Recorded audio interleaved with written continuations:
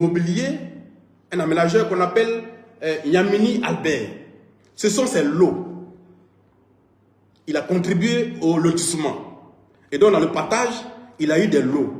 Et le lot 1294, plus 3 autres, font partie de ces lots officiels. Dans le guide officiel de Drogobité, dans le guide qui est au ministère, M. Yamini Albert est inscrit comme le détenteur du droit sur ces lots-là. C'est lui qui a vendu le terrain à Dame Traoré Assetou. C'est lui qui a délivré l'attestation à Dame Traoré Assetou. Son nom dans le guide de Drogobité que nous avons pu vérifier physiquement est inscrit en dessous de celui de Yamini Albert. Donc, elle a bel et bien acquis son terrain avec le vrai propriétaire. Et son nom est dans le guide. À la suite donc de son achat, elle obtient donc une attestation villageoise signée par l'ex-chef, nous sommes en 2015, l'ex-chef Anon Arsène Zéphirin. En 2017, Dame Traoré tente d'introduire auprès du ministère de la Construction son dossier de demande d'ACD. Là, le ministère lui répond qu'en raison des procès en cours au niveau de la Cour suprême, ils avaient suspendu le traitement des ACD sur le lotissement Bessikwa, ce qui en réalité n'était pas vrai. Et donc, elle attend plus tard pour faire sa demande d'ACD. Donc, la dame, elle répare les sérieux. Et puis, à son retour, elle entreprend de construire sa résidence sur le lot. Elle découvre que le terrain a été revendu à M. Sitafa Traoré parce que le M. Yamini, entre-temps, est décédé. Et ses ayants droit, qui ne savaient pas qu'il avait vendu le terrain à Dame Traoré, ont revendu le terrain à M. Sitafa. Et donc, quand Dame Traoré va à Drogobité, elle découvre que le nom de ce monsieur-là a été inscrit dans le guide. Et donc, elle l'approche et elle lui démontre que le terrain a été déjà acquis par ses soins. Elle apporte la lettre de cession et tous les reçus d'acquisition du lot auprès du père des enfants. Monsieur Sitafa Traoré, qui est de bonne foi, découvre qu'effectivement, il a été induit en erreur et il retourne à Drogobité auprès des enfants et il règle le problème et il transfère à Madame Traoré Assetou son terrain. Dans le guide de Drogobité, vous verrez bien que M. Traoré Sitafa, son nom est dans le guide et en dessous se trouve celui de Dame Traoré Assetou parce que M. Sitafa a transmis les documents à Dame Traoré et s'est arrangé avec les enfants de M. Yamini Albert, qui eux-mêmes ont reconnu leur erreur. C'est totalement transparent. Tout ça, nous avons pu vérifier. Alors, quelques temps plus tard, alors que nous sommes en 2020 maintenant,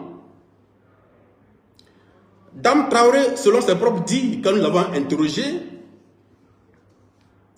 reçoit un coup de fil, ou aurait reçu un coup de fil de Kome Bakari, du nommé Kome Bakari,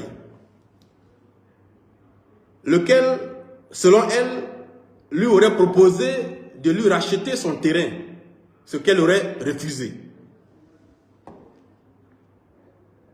Au cours de notre enquête, nous avons obtenu les contacts du gardien à qui Dame Traoré a confié la surveillance du site depuis 2015 pratiquement, lequel a utilisé le site pour faire son garage. C'est un mécanicien.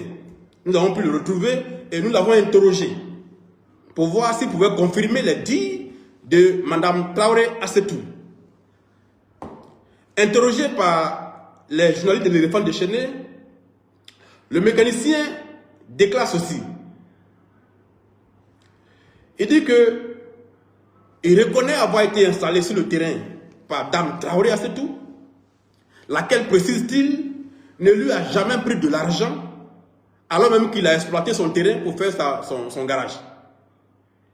Et de continuer à dire ceci, il confirme que Kome Bakari s'est présenté une première fois sur le site et que Komi Bakari l'aurait informé être le propriétaire du site. Ça, c'était la première rencontre. Ce à quoi il aurait répondu que non, que le terrain appartient à Dame Traoré Assetou et que lui, il travaille en tant que mécanicien pour surveiller le site. C'est alors que, d'après le mécanicien, Komi Bakari aurait demandé le numéro de cette Dame Traoré. Et le mécanicien lui dit qu'il a fourni le numéro de la dame à Komi Bakari, qui avait déjà le numéro dans son téléphone. Et que, ayant ouvert son téléphone, il a présenté la photo de Dame Traoré Assetou sur son compte WhatsApp. Et lui, mécanicien, a confirmé qu'effectivement, c'est Mme Traoré qui est là. Donc, Komi Bakari, quand il rencontre pour la première fois le mécanicien, d'après lui-même, avait déjà le numéro de la dame dans son téléphone. Ce qui accrédite la thèse selon laquelle il aurait déjà contacté Dame Traoré avant de venir sur le site pour dire qu'il était le propriétaire. Donc ça, nous l'avons vérifié. Et donc, par la suite, toujours selon le gardien, Komi Bakari serait revenu 2 ou 3 fois encore sur le terrain pour lui demander, lui, le gardien, moyennant de l'argent, de prendre des gens pour libérer le site parce qu'il voudrait construire une maison dessus. Et que lui, gardien, lui aurait dit toujours à Komi Bakari que le terrain ne t'appartient pas. Il faut que j'informe ma patronne qui m'a mis ici avant qu'on ne fasse quoi que ce soit. Voilà les déclarations que le gardien que nous avons interrogé nous a faites. Nous avons cette déclaration-là. Alors, de son côté,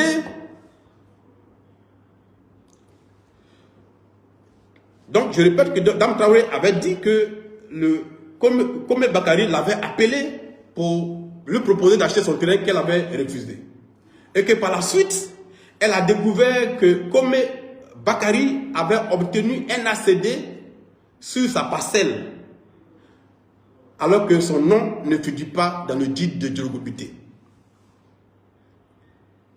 Et donc, nous sommes allés vérifier cette information dans le guide. Effectivement, Komi Bakari n'apparaît dans aucun guide de Djorgobité.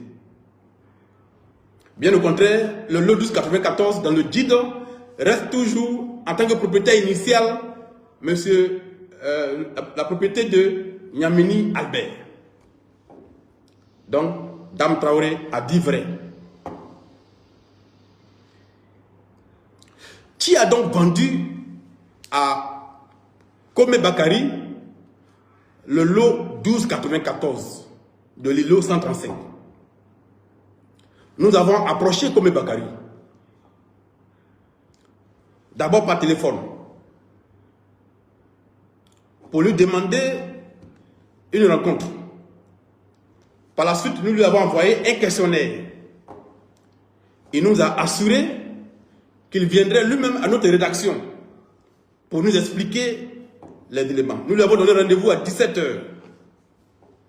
À 17 h, au jour fixé, M. Komi Bakari n'est pas venu. Il n'a plus donné signe de vie jusqu'au lendemain. Et le lendemain, il nous a transmis des réponses.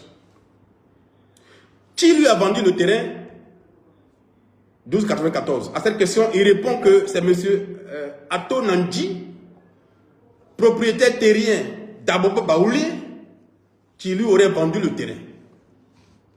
Sauf que Ato Nandji n'est pas propriétaire terrien à Djorgobité et que le terrain en question appartient à un opérateur immobilier qui a travaillé sur le lotissement. Donc le terrain n'appartient pas à une famille.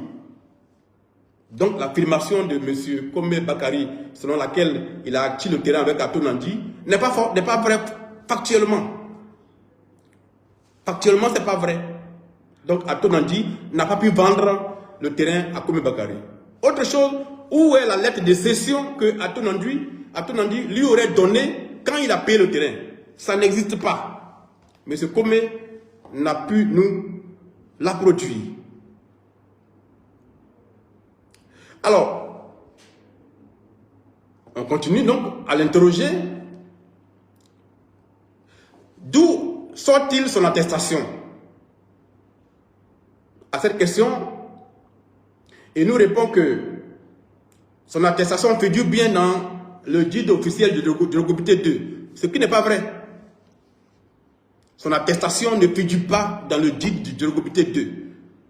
À la chefferie de Djorgobité 2, M. Kome Bakary n'a jamais été reçu là-bas. Il n'y a aucune famille à Djorgobité 2 qui a cédé un terrain, en tout cas ce lot-là, à Kome Bakary. Nous avons été interroger la chefferie et les familles qui étaient à cette rencontre. Il nous dit qu'il a fait un compulsoire dans le guide de Djorgobité 2 et que son nom figure bien dans ce compulsoire-là. Sauf que quand on l'interroge pour avoir le compulsoire en question, il nous envoie une sommation à avoir à inscrire son nom dans le guide. Mais cette sommation n'est pas adressée à la chefferie de Djorgobité, elle est adressée plutôt au ministère de la Construction. Donc il ne nous présente pas son compulsoire, il nous présente une sommation d'avoir à inscrire qui est adressée au ministère de la Construction et non pas à la chefferie de Djorgobité. De sorte que jusqu'à ce jour, Kome Bakary n'a pas son nom dans le guide de Djorgobité. Donc pour comprendre où se trouve le compulsoire en question, nous interrogeons le commissaire de justice, Maître Kofi Maurice, puisque d'après Kome Bakary, c'est ce commissaire de justice qui aurait fait le compulsoire. Mais quand on interroge le commissaire de justice, il dit ne pas se souvenir de ce compulsoire. Et nous demande de lui laisser le temps d'adresser des correspondances au ministère de la Construction et de lui revenir plus tard. À ce jour, le commissaire en question ne nous a pas mis à disposition le fameux compulsoire que Kome aurait fait dans le guide de Djorgobité. Voilà la suite de l'enquête. Donc, à ce jour, alors même que M. Kome Bakary a obtenu un ACD sur le lot 1294 qui appartenait à Nyameni Albert, lequel l'a transféré à Mme Traoré Assetou, et que son nom ne figure pas dans le guide, il a pu obtenir l'ACD avec une attestation. Quand nous lui demandons de nous produire une copie du guide dans lequel se trouverait son ACD, il nous envoie le guide du résiduel. C'est-à-dire le premier guide qui n'a pas été reconnu par le ministère de la Construction et qui est resté dans les mains de Traoré Yunvier.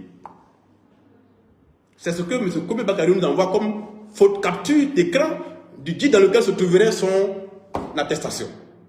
Mais justement, ce guide-là n'a jamais été validé et il n'a jamais prospéré auprès du ministère. Comment une attestation pourrait sortir de ce guide-là? Voilà une autre incongruité. Et donc, alors que nous poursuivions l'enquête, c'est M. Kra Kouma. Écoutez bien cette partie. M. Kra Kouma, qui, à la suite de ma rencontre avec le ministre de la Construction, le lendemain, m'appelle et me dit qu'il a des documents à me transférer sur l'affaire Kome Bakary, Dame Traoré Assetou. Et M. Kra Kouma me transfère un document daté du 25 avril 2020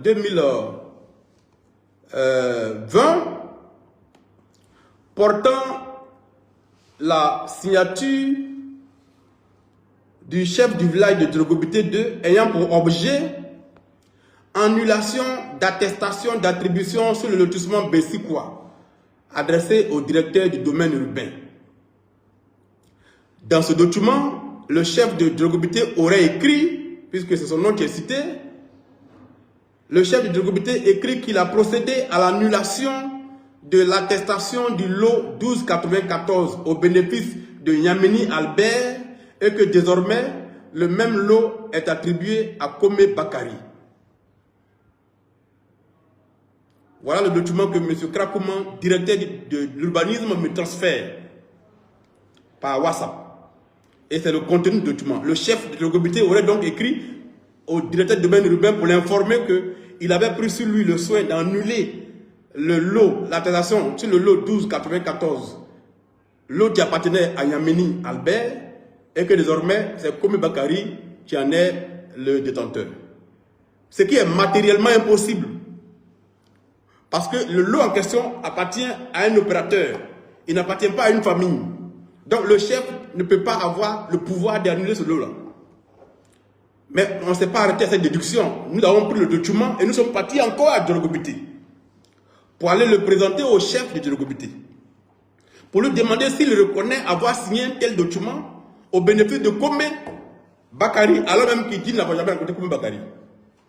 Nous avons trouvé le chef avec ses collaborateurs. Nous leur avons présenté le document et le chef a dit que le document ne provient pas de lui, qu'il n'a jamais adressé ce document-là au DDU pour la simple raison que le terrain en question appartient à un opérateur. Et donc, il n'a pas compétence à retirer à un opérateur son terrain. Donc, ce n'est pas lui qui a fait ce document. Qui a donc fabriqué ce document-là? Écoutez très bien cette partie qui arrive.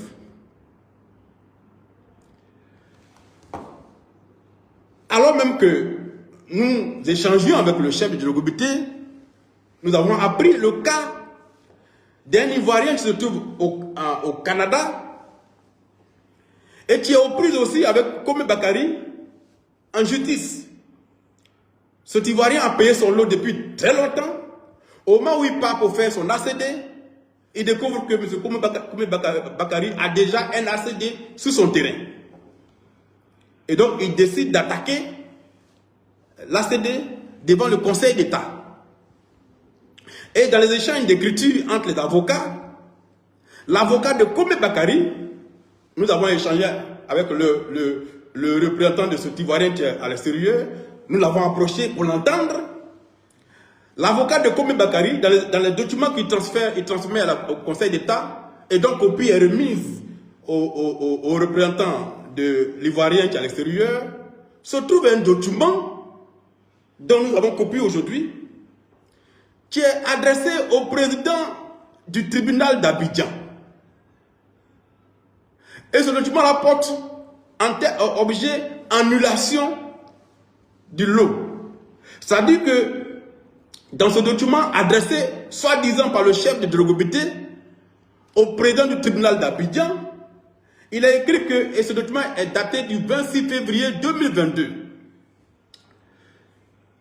il a écrit que le chef de Djologobité informe le président du tribunal qu'il a annulé le lot 3520 de l'îlot 313 du lotissement Bessikwa et que désormais ce lot-là est attribué à Komi Bakari. Nous présentons ce document-là au chef de Djologobité qui dit mais c'est manifestement un faux parce que non seulement la signature qui est dessus, elle n'est pas ma signature, elle est totalement imitée, mais en plus le chef de Djologobité n'a pas vocation à demander à un président du tribunal d'annuler un lot.